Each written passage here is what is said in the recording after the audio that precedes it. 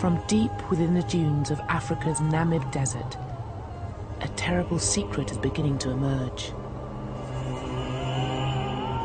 These are the remains of victims of the world's first death camp. A place where thousands of Africans were exterminated by the German army 30 years before the Nazis came to power. These remains have lain here forgotten for over 100 years. But this terrible place is not unique. Scattered across the world are the sites of the massacres and genocides of imperialism, where millions died in an aspect of colonial history that Europe often chooses to forget. These people were victims of the truth that lies behind the myth of the white man's burden. Throughout the 19th century, European scientists, writers, and philosophers developed ideas to justify the mass killings of the Age of Empire. These same theories went on to inspire some of the horrors and the savagery that would consume Europe in the 20th century.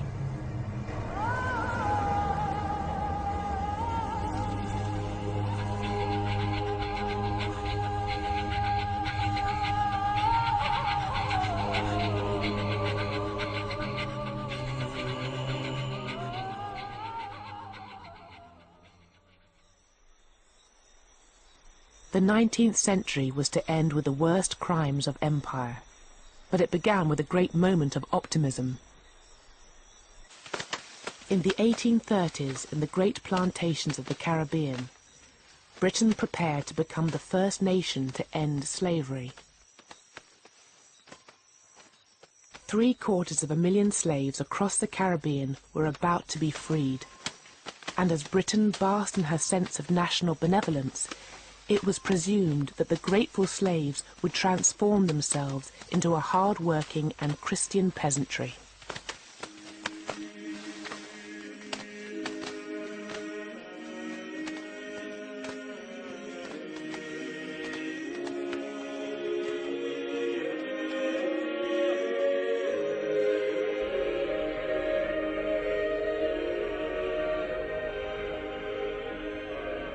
The battle against slavery had been led from the pulpit by an alliance of Christian abolitionists and missionaries.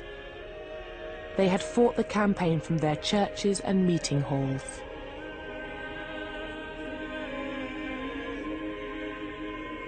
In the 1830s, it was their views that dominated the national debate on race.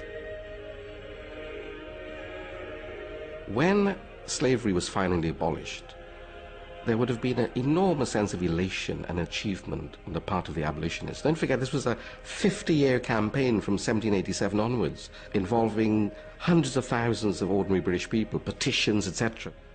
So that when slavery was abolished, the abolitionists had won a sense of triumph. I think they also felt that that question, am I not a man and a brother, was answered. The abolitionist response to that great question was that although men and brothers, black people were lesser men and lesser brothers.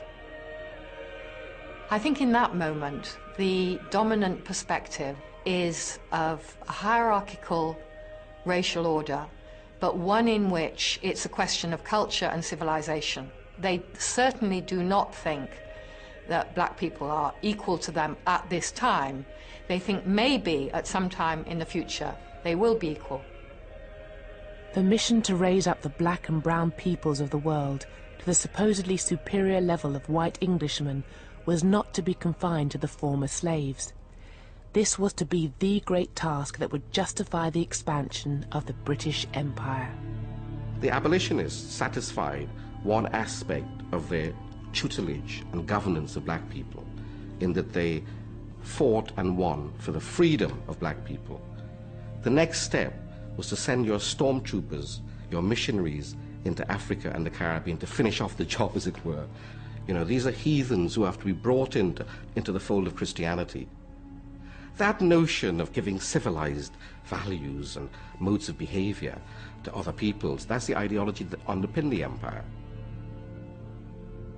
In the empire that the missionaries and abolitionists set out to create, indigenous peoples would see their cultures destroyed and their religions eradicated.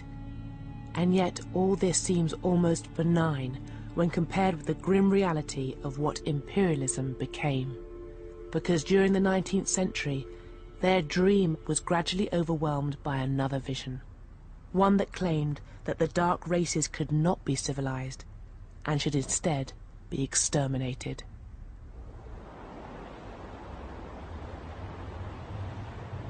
The event that began the slow collapse of the missionaries' vision took place in a then little-known outpost of Britain's vast and expanding empire.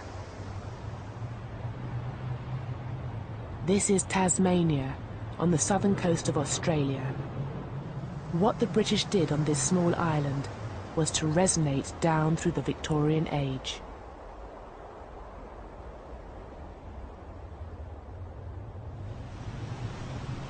When the British started to settle in Tasmania in 1803, they encountered the ancient Aboriginal peoples of the island.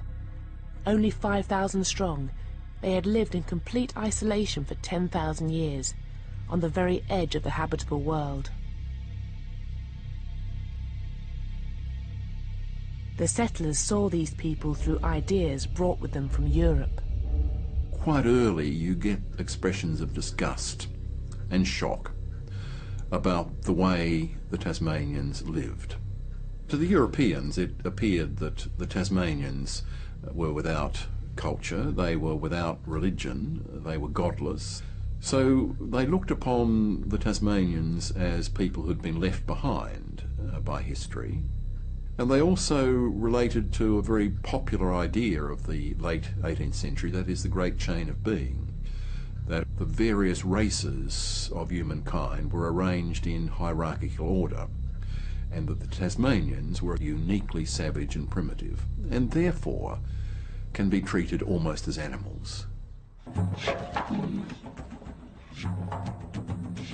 The British set about building a new capital and settling the surrounding countryside, land that for millennia had been the prime hunting grounds of the Aboriginals. Out in these fields and pastures, far from the control of the authorities, the settlers were free to displace and abuse the Aboriginals. From the 1820s, a huge amount of Aboriginal land has been taken up, and there is this enormous struggle between Aboriginal people and whites. Of course, it's very hard to document a lot of the settler violence because they know that it is against the law to kill Aboriginal people. They are being told that Aboriginal people are British subjects, but they certainly reveal in their diaries and journals the desire to kill Aboriginal people. What became known as the Black War was a hidden conflict. The landscape itself was the only witness. The British settlers killed any Aboriginals they encountered. Whole groups were massacred. Kidnapping and rape became commonplace. The Aboriginals regularly attacked the settlers as they fought desperately to defend their land. And as the death toll rose, fear fused with hatred. In such circumstances, it was very easy, on both sides no doubt, to regard the other side as being totally subhuman. I've got no doubt that the Aborigines thought the Europeans were people totally without morality or without any restraint. Equally, the Europeans slipped very quickly into a view that these people were animals and savages. So that conflict in such a racially divided society so easily tips over into an extreme feeling of hatred. The death toll of the Black War had terrifying implications for the Tasmanian Aboriginals. The British, who arrived in ever-increasing numbers, could replace their dead. But the Aboriginals, only 5,000 strong before the war, could not. And by the end of the 1820s, they were at risk of being completely annihilated. The only man who had any hope of halting the violence was the colonial governor, George Arthur. Now, the governor of Tasmania is an evangelical. He knows Wilberforce, And he is aware that his future and his reputation depends on how he deals with this problem above all else. Now, he's already been warned in the late 1820s by the British government that the rapidly declining numbers suggests that these people might be exterminated. And were this to happen, it would be an indelible stain on the reputation of the British Empire, but by implication it would be disastrous for his career.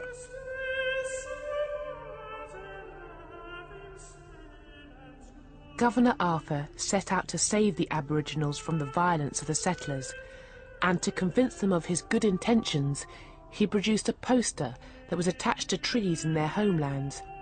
It showed a fantasy of interracial unity.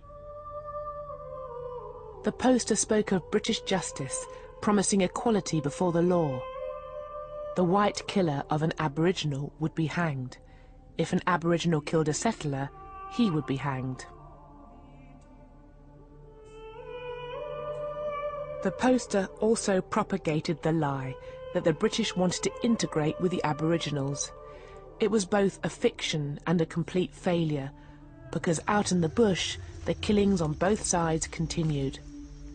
And in 1830, Governor Arthur embarked upon a new policy. He ordered the army to sweep across the area of European settlement in an attempt to capture the remaining Aboriginals. He offered a bounty for every Aboriginal taken alive, but the operation was a complete failure. Only 2 were captured, an old man and a young boy.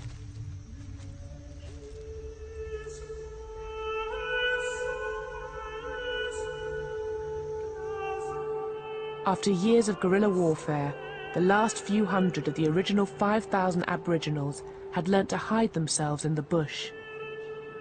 Determined to save them, and determined to take their land for white settlement, Governor Arthur changed tactics. He now turned away from the army and looked instead to a missionary, George Augustus Robinson.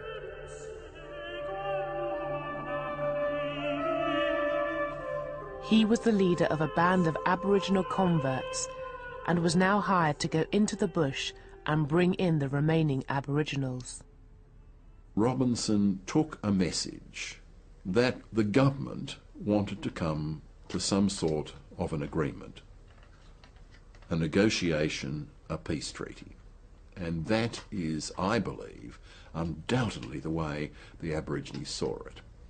They too saw this as a way to end a conflict which they had realised they could never win. They could never get rid of the Europeans. If they stayed and fought, they would be wiped out. And Robinson and his intermediaries convinced them that they should temporarily go to an island where they will be looked after and fed, and that they will ultimately come back to their homelands.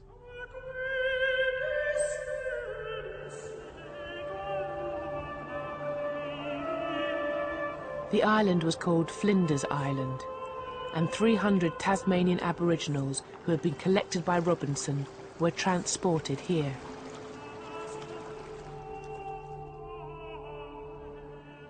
Robinson came with them in the official role of Chief Protector of Aboriginals, a job for which he was paid a total of £8,000, a small fortune in the 1830s. A settlement was constructed for them, complete with houses, farmland and a chapel. Robinson called it Point Civilization, and a local artist was brought in to paint the portraits of the last of the Tasmanians. Ginny had been captured by Robinson following the near annihilation of her people by the settlers. Wuradi had been a chief until his community had been wiped out by a European virus. Another local leader, Manalagena, had been lured to Flinders Island with the promise that the convicts who had attacked his people would be brought to justice. And there was Truganini, whose husband had been murdered in front of her. All of them had seen their culture almost wiped out. What little was left, Robinson now set out to erase. because Point civilization was not merely a settlement, it was essentially a factory to transform so-called savages into civilized Christians. To become a successful Christian, he believes, you have to settle down, you have to live in a village. He wants to send the children to school, he wants to teach them to plough and to sow and to become agriculturalists. Forced to adopt an alien way of life and confined to an island hundreds of miles from home, they began to succumb to European diseases and what the local doctor called dejected spirits. They die one by one by one. Children are not being born, and there must have been this enormous sense of trauma amongst them. A people that had once been strong and healthy, suffering this enormous decline within a generation. George Robinson, the supposed saviour of the Aboriginals, was reduced to sketching out his plan for their future graves. Frequently he cries with the mourners, he weeps himself, he's so moved by their fate. But ultimately he says, well, it is better that they die here having learnt the message of the Gospels rather than be killed in the bush by the settlers. He finds a way to ease his own conscience so that Robinson's own beliefs, you see, protect him against a full accounting of what he was partly responsible for.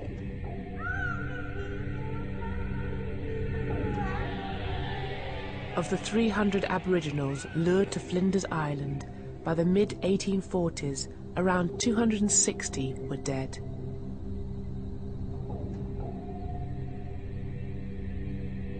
Ginny, Manalagena and Wiradi had all succumbed.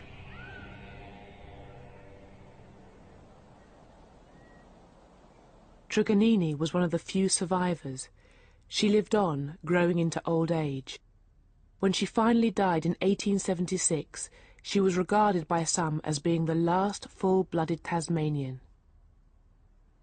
A people whose story could be traced back 10,000 years had, within the span of a single lifetime, been almost exterminated.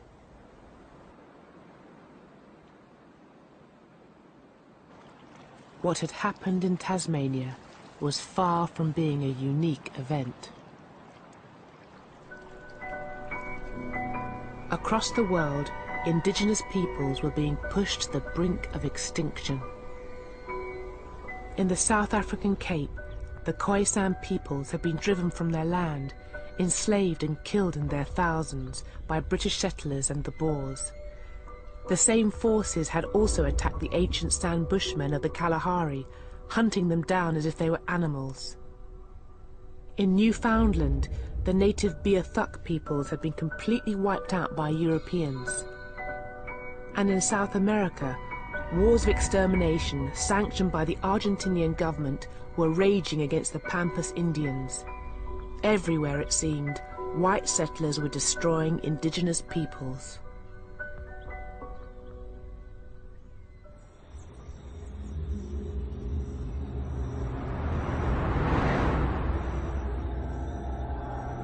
And in these very same years, the old racism that had been born in the age of slavery began to re-emerge.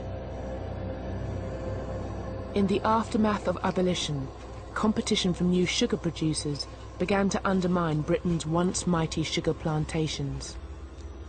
And as their estates rotted, the former slave owners began to blame their ruin on the people who had once made them rich. When the Caribbean plantations started to lose money in a big way, they fell back to the stereotype of the lazy Negro. The planters were then able to say to the abolitionists and to Britain, look, we are now in ruin because we no longer have the freedom to coerce blacks to work. We no longer have the freedom to drive them to work. These people are intrinsically lazy. You know, you were arguing that they were human beings, a man and a brother, but in fact they're not. They're still at the level of beasts. Whereas up to the end of the 1830s, it's been pretty unpopular to talk about Africans in those ways, and the respectable talk of the humanitarians about Africans has been, you know, far more prevalent. By the mid-1840s, that's beginning to shift. Those who argued that abolition had been a failure due to the laziness and savagery of the slaves now claim that the Christian vision of a civilizing empire was also doomed. You might say that the moral momentum ran out of the abolitionist movement. People found that other races were not becoming civilized. There was something difficult. They fought back. They didn't seem to learn as fast as we would appreciate, to make them more pliable for us. Christian optimism about the spread of civilization and the Christianization of people of color around the world began to drain away. If the non-white races seemed to reject the message of the missionaries, some in Britain began to ask if they could be civilized at all. One of those who thought not was the eminent writer and historian Thomas Carlyle.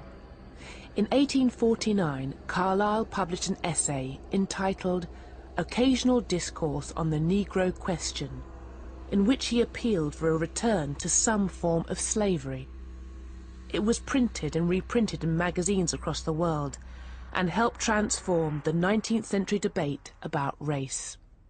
Carlyle's voice is a kind of prophetic voice, you know, which booms out from his study in Cheyne Walk in Chelsea, and he writes these, you know, extraordinarily powerful prophetic pieces which were read, you know, with gusto by Victorians, and they, I mean, one can imagine them all sitting around their fires reading the latest periodical that's come out with this flow of rhetoric. In this case, in the Occasional Discourse on the Negro Question, the flow of rhetoric is about the necessity for inequality.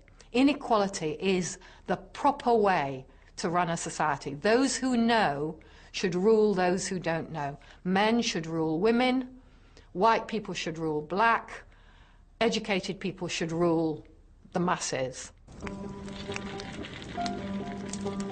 The depths to which these ideas became embedded within mid-Victorian society was revealed by one of the most controversial events of the whole 19th century.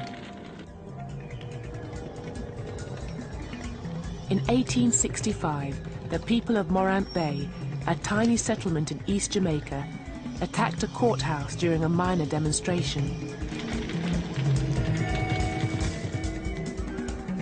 In return, the Governor-General imposed martial law and ordered his soldiers to go on a killing spree. It was a killing time. Nearly 500 people were just executed. 600 people just flogged, some of them to the point of death. And 1,000 homes torched. Enormous disparity in terms of the retaliation against these people. And you know, when all this was being done, the so-called rebels didn't put up a fight. You know, when their houses were being burned, they weren't terrorists, they weren't murderers, you know. All they wanted was for the judiciary to treat them with a sense of justice. The man who ordered the killings was Governor Edward Eyre. And when news of what he had done reached Britain, the liberal establishment was shocked. And the cause is taken up by the old abolitionists who've kept going and kept going and kept going, and the old anti-slavery societies kind of wrench themselves back into action and mobilize themselves again, and all the ladies who've been doing it for decades when the men have gone off and done more interesting things, you know, there they are with the machinery still in place that can be mobilized when you need to. Their tactic was to put Governor Eyre on trial for mass murder, but in court he was acquitted, due in part to a huge wave of popular support. He had the whole of the House of Lords, parliamentarians, bishops, priests, the establishment, the aristocracy backing him, saying that it was justified he was justified in imposing severe order on these people because that's the only language they could understand, because the black people were brutes. Eyre's defense was orchestrated by the high priest of the new racism, Thomas Carlyle. But behind him stood many members of the British literary elite, all of whom made known their support for Governor Eyre and his actions at Morant Bay. The art critic and writer John Ruskin, the author of Vanity Fair, William Makepeace Thackeray, the Reverend Charles Kingsley, writer of the children's classic The Water Babies, and Charles Dickens, the most celebrated author of the century. The notion of treating other people with some degree of justice and rule of law finally went out of the window and was demolished in the 1860s over Morant Bay. You know, from then on we knew that the empire was about ruling people with the maximum degree of coercion.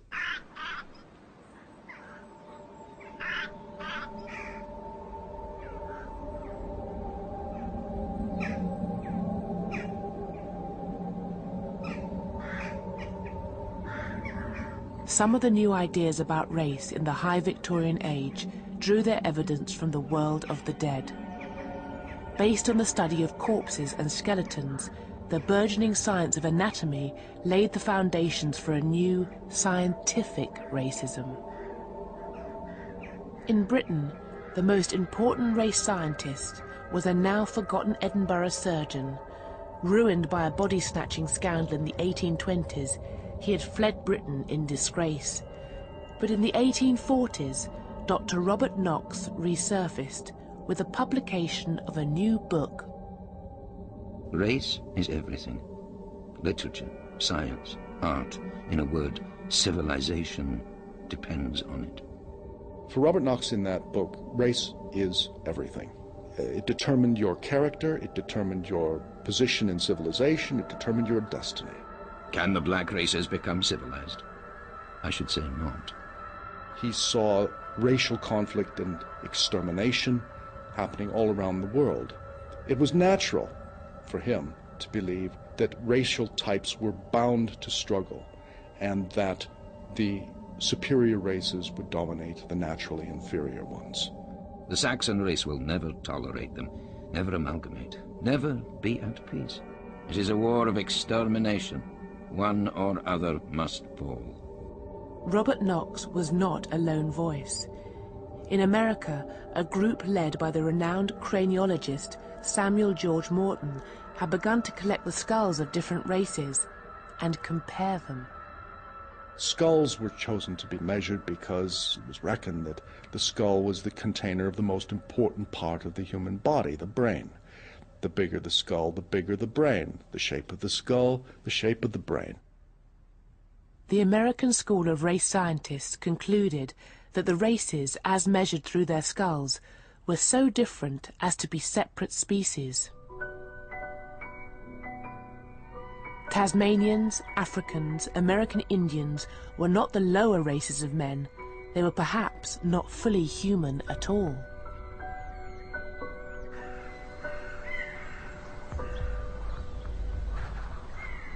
One writer compared the extermination of these races by white settlers as being like the melting of snow before the advancing rays of the sun. But the theory that was to have the most powerful impact upon race came not from the anatomists or the skull measurers, but from the work of one of the 19th century's greatest minds.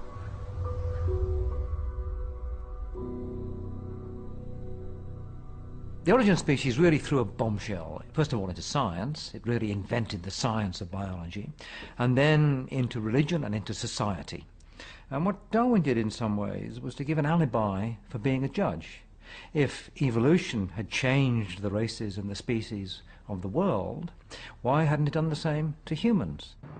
Many believed that Darwin's laws had done just that. Natural selection, they claimed, neatly explained and justified the global expansion of the great British race. Life favors a hierarchy of specialists. And you find that throughout the plant and the animal world. There are bugs on top of bugs on top of bugs, each one surviving at another's expense, each one filling a niche that another can't occupy.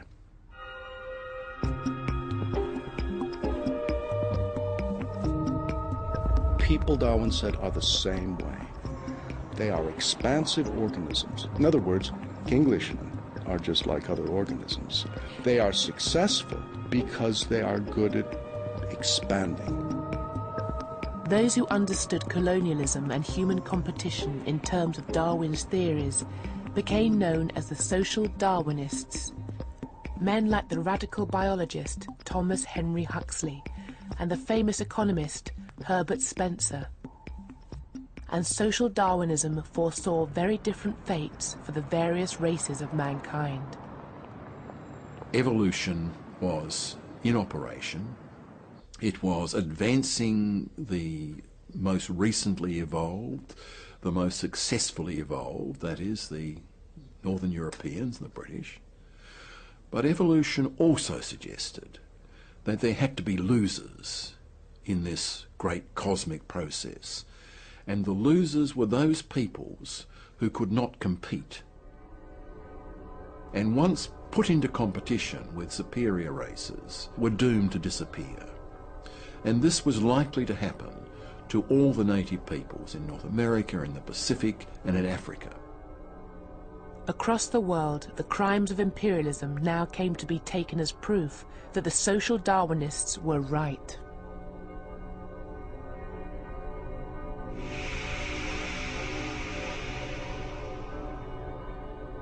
In North America, centuries of disease and war had devastated the Native Americans.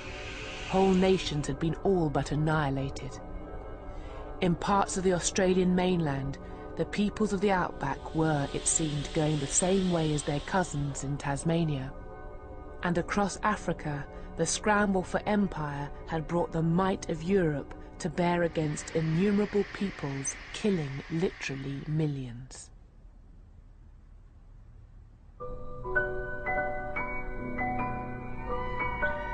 The social Darwinists predicted a future in which these races, like many animal species, would only be remembered as curios, stuffed exhibits in anthropological museums.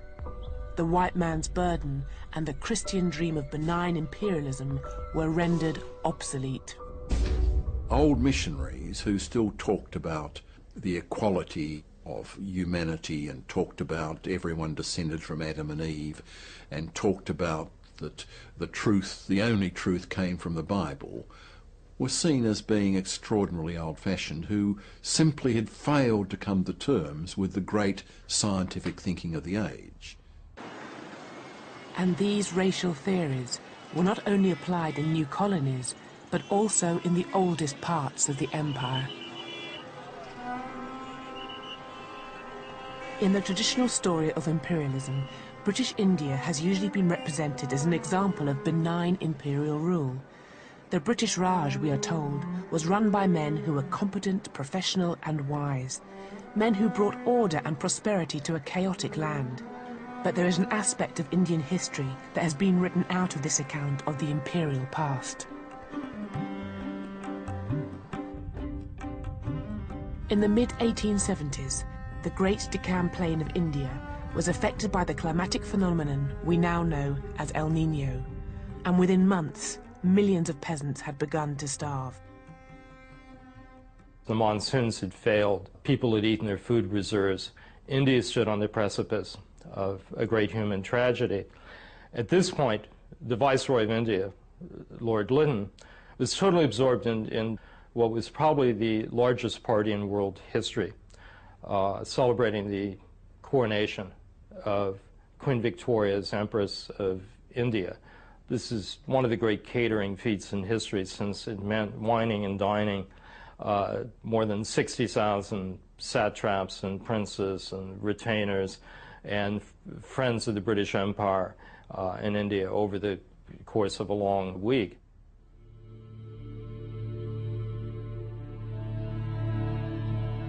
As Lord Lytton and the ruling elite of the Raj feasted at banquets and posed for official photographs, millions were slowly dying in the countryside, and the Viceroy justified his inaction with arguments gleaned from the social Darwinists. This was a very, very crass use of a Darwinian evolutionary notion of survival of the fittest, whereby a famine could be actually seen as an instrument of Darwinian winnowing. Yes, that people who were unfit would effectively perish as a result of this, and to intervene to stop them perishing was really to interfere with almost a rule of nature. What made the famines especially deadly was that the British had dismantled ancient systems that had for centuries prevented food shortages from turning into famines. If you'd had a poor monsoon and there was a food shortage, many people still had enough. They may have had less, but they would have had enough because they grew their own food, or they would have had access to it from other groups in the community who would share it with them during a time of crisis. All this had been wiped away when the British forced the poorest peasants to grow cash crops like wheat and rice for export, thereby ushering them into a global market. And in the 1870s, that market condemned them to death. By 1877, millions in southern and central India were starving. In desperation, parents sold their children for scraps of food. Many thousands committed suicide. And in some places, the people were forced into cannibalism. And all the while, the food that could have saved them was piled up on the docks of Madras, ready to be shipped to Britain and America. But to Lord Lytton, it was no more than an unfortunate byproduct of the iron laws of social Darwinism. If you read the letters of Lord Lytton, what is so striking about them is not simply their fanatical devotion to the market and market forces. It's not simply their parsimony and desire to spend as little as possible, but the enormous calm with which they accept the fact that millions of Indians would die, because these are Indians they believe are the useless part of the population, the poorest of the poor, people condemned to death by nature. When finally Lytton was pressured into action, his solution proved just as deadly as the famine itself. Lord Lytton sets up a system of outdoor relief that looks more like Nazi concentration camps than anything representing decent human charity. First of all, there's the obligatory test. You can't be relieved, that is, given a job or food within 10 miles of your residence. You must walk. And you must walk sometimes distances of hundreds of kilometers, and tens of thousands of people die in the course of that. Then you're put to work doing heavy labor, very heavy labor, breaking stone, working on the railroads, and you're confined then to squalid camps where your daily diet is in caloric terms less than that provided to inmates of Buchenwald and other Nazi concentration camps. They become literally and simply death camps. And perhaps worst of all, children were now too weak and small to do the necessary work. Children became the main victims of Lytton's cool-hearted policy.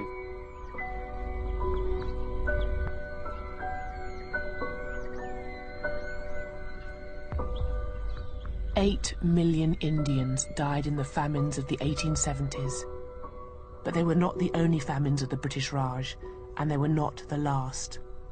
Famines returned in the 1880s and the 1890s, and in all, almost 30 million Indians starved to death under British rule. A story airbrushed out of the glorious accounts of the Raj and the men who ruled over it.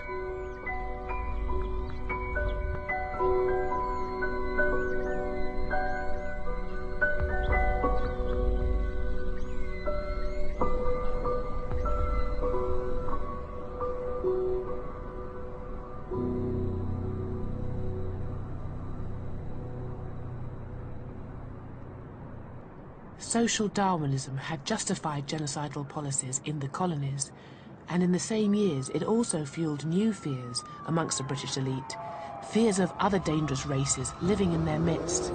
the working classes of their own cities. Race and class are actually very close to each other. If you look at books about race around Darwin's time, they often talk about the Cockney race, the English country race, the Scottish race. There were drawings of the head of a typical member of the Cockney race, and the word was used quite seriously. There were maps made of where the criminal races lived. These were the rookeries. This was the East End, the melting pot of all the horrors that are going to go out and infect the rest of the population. Race scientists and social reformers visited prisons to study the criminal races at first hand, and among them was Charles Darwin's cousin, Francis Galton. Galton was terrified by the fact that the underclass were reproducing faster than the middle classes. Darwinian law had, it seemed, been turned on its head. The least fit were surviving. Reversing this situation became his mission. Darwin had looked backwards, where had we come from? Galton turned the telescope round and looked forward, where were we going? And he devoted much of the rest of his life to the idea of understanding Homo sapiens, us, as a species, and trying to direct where Homo sapiens was going to go in order to become more sapient, more wise in the future, more of a genius, and less of what he saw, more stupid, more ignorant, and more decayed. Galton designed a new science of human selective breeding. He dreamed of encouraging the middle classes to have more children and inhibiting breeding amongst the lower and criminal classes. And he named his new science eugenics. In the last decades of the 19th century, it became widely respected, attracting an array of high-profile supporters. They included many of the great figures of the late 19th, early 20th century, people like George Bernard Shaw, H.G. Wells, Winston Churchill, all of them absolutely convinced eugenicists.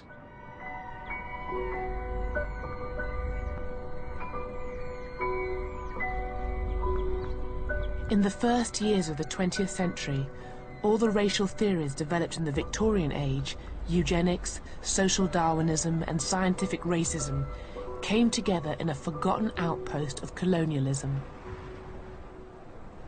This is Namibia, but at the dawn of the 20th century, it was the German colony of southwest Africa, and home to an ancient people called the Herero. In 1904, they rebelled against the brutality of German rule. What followed was to prefigure the worst crimes of the 20th century. The Germans committed innumerable massacres and atrocities, but they were unable to hunt down and destroy all the Herero people across such a vast landscape. And when the Nama, another of the Namibian peoples, rose up, the Germans turned instead to a recent invention, the concentration camp.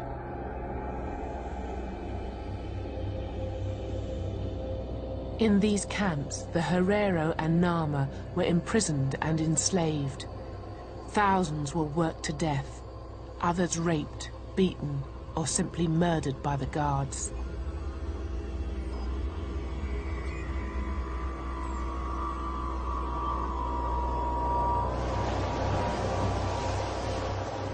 The most infamous and deadly of the camps was at a place called Shark Island. Shark Island was established for the express purpose of killing people. Anybody placed on that island, everybody knew they were going to die. People knew that, the German officers knew that. If I were to have to use the language of the Nazi period, then I would certainly see Shark Island as a death camp. The people were band together in Shark Island from all over Namibia. Hereros, Tamaras, Bushman, Nama. And they had cool-blooded murder there. My own family, my ancestors, they were also killed there. In this desolate place, on the southern edge of Africa, 3,500 people were exterminated with the speed and efficiency that was to become the hallmark of 20th century slaughter. The genocides which took place in Namibia in 1904 to 1909, they are the precursor to what happens in the Nazi period. They are the precursor. They have the same symptoms in the sense that you can see the bureaucratization of mass killing. And this, for me, is the central thing. It's not just killing for killing. No. It's a combination between killing and bureaucracy. Today, Shark Island is a campsite for tourists. The Africans who were frozen and starved to death here have been almost erased from memory.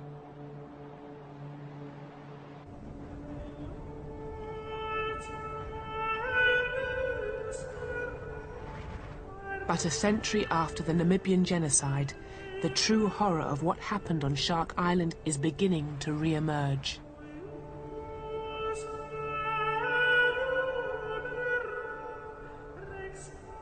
In a recently discovered mass grave, just a few kilometers from the site of Shark Island, lie some of the victims of the 20th century's first genocide.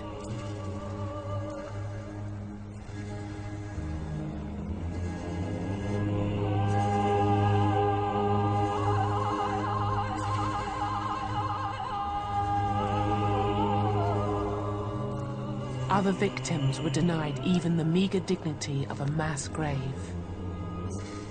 They became the raw material of racial science.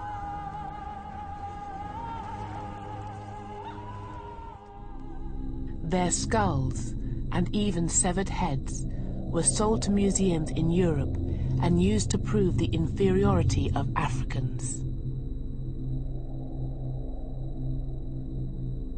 The trade in skulls was so accepted that it was even depicted on a postcard.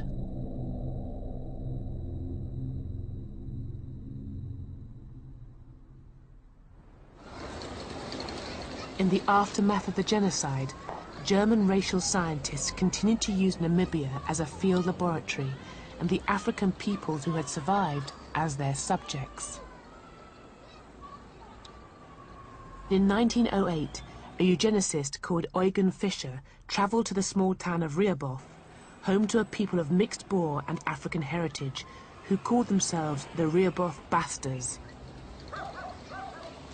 Fischer and his assistants spent months photographing, measuring, and examining the inhabitants of this town, people whose descendants still live here. The person at the bottom there is my grandfather, Malcolm McNabb, and above him is his brother, Charles McNabb. My grandfather used to talk a lot about what they did, measurements, the eyes, the nose, the lips, the ears, hair, etc. They was not aware of the nature of the experiment. Lying in the vaults of an archive in modern-day Namibia, Eugen Fischer's original files and photographs remain as he left them a century ago. They reveal his methods and also his aims. Here Eugen Fischer has lined the different pictures up next to each other to try to trace very specific facial features like the eyes or the noses. And the reason he's done this is to try to show how very specific African facial features like high cheekbones and the drawn-out eyes that represent the African genes are very prominent and become more prominent through the generations. Eugen Fischer came to Namibia to prove one basic point, and that was that racial mixing was always bad, and that the African gene is dominant over the white gene.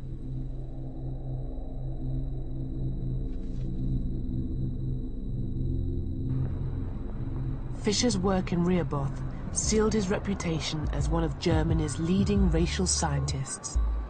It also brought him recognition from a nation that was then experiencing the greatest influx of immigration the world had ever seen. In the first years of the 20th century, the ethnic makeup of America was being transformed as millions of immigrants poured into her great cities. Many of those who feared that mass immigration would lead to widespread racial mixing looked to the ideas of eugenics, an increasingly powerful science. Eugenics flourished, mutated, and went out of control when it got to the United States. And the irony is that the eugenics movement in the United States, which certainly descended directly from Galton, had the great advantage of having a lot of money, a huge amount of money. Some of that money was used to establish the Eugenics Records Office, ran by the infamous Charles Davenport. In order to defend the health and purity of the white race, Davenport and his followers sought to identify those classes and those races in America whom they considered genetically unfit. Identified and monitored, the scientists would then take control of their lives and their fertility. Once you were identified as a certain class, it meant what school you could go to, what cemetery you could be buried in, where you could live. It was a matter of life and death. Marriage laws were established in dozens of states around the United States, saying that people could not marry outside of their group. Blacks could not marry whites, Indians could not marry blacks. In Virginia, if you married the wrong person, meaning interracial marriage, they would unmarry you. They would invalidate your marriage. 27 states passed eugenics marriage laws, and the eugenicists spread their message using the new medium of cinema.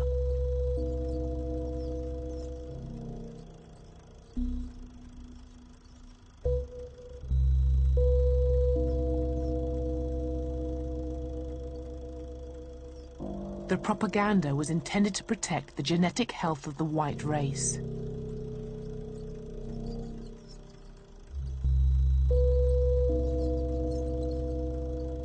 This would be achieved by eradicating those deemed unworthy through forced mass sterilization. They went about methodically tracking ancestry and targeting bloodlines for extinction. That's eugenics, the effort to create a white, master, blonde, blue-eyed master race by wiping out other bloodlines until they were left only with themselves and people who resembled themselves. And what's important here is that these people thought they were saving humanity. These people thought they were liberals. They were reformers. Eugenics was a worldwide movement. In Sweden, an official program forcibly sterilized 60,000 people, mental patients and members of the ethnic minorities. In Britain, the Eugenics Society received widespread support from across the political spectrum.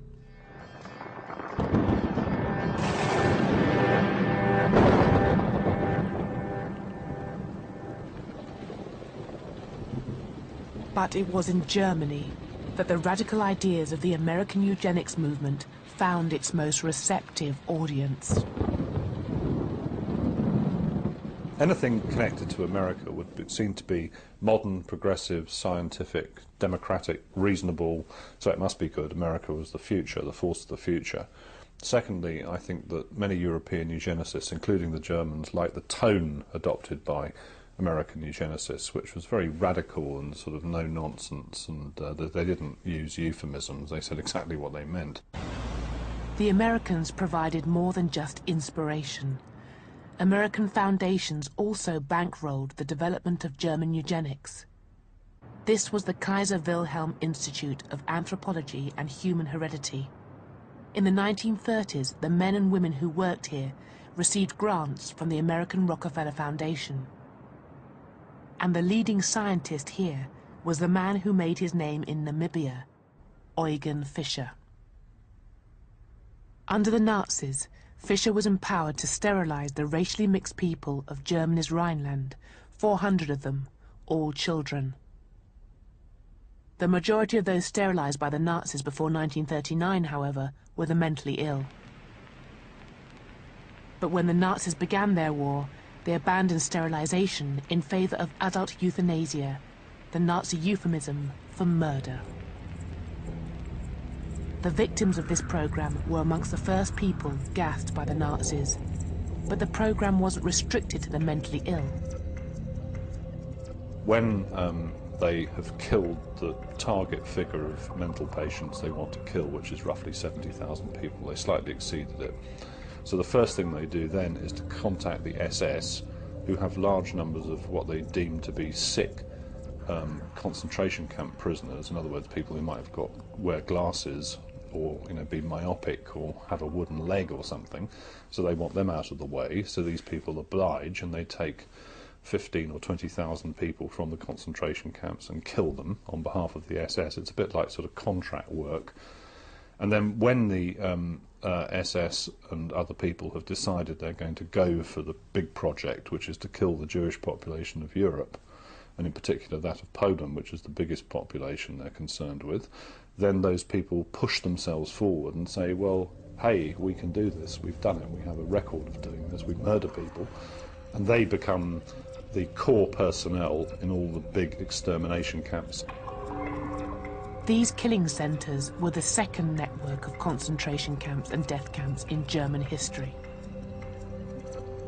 And the experts in eugenics, or race hygiene as the Germans called it, were involved not just in their day-to-day running, but also in the highest levels of planning.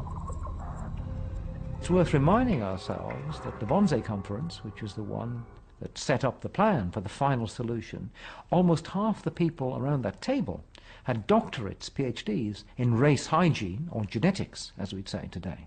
So there really is a genuine link between the Galtonian agenda and the horrors which happened in Germany. The German experts in race hygiene who assembled here at the Wannsee Villa outside Berlin dreamed of racial genocide, just like their spiritual predecessors, the race scientists and the social Darwinists of the Age of Empire. But the colonial genocides, inspired and justified by the 19th century theorists, have been written out of Europe's history. The horrors of the Shark Island death camp, the destruction of the Tasmanian Aboriginals, the 30 million victims of the Indian famines, all have been forgotten. The erasure of this memory encourages the belief that Nazi violence was an aberration in European history. Though the Holocaust itself was motivated by the fanatical anti-Semitism of the Nazis, it can also be seen as part of a longer historical continuum, one that identifies it as a logical extension of scientific racism. But this history, like the bones in the Namibian deserts, refuses to remain buried forever.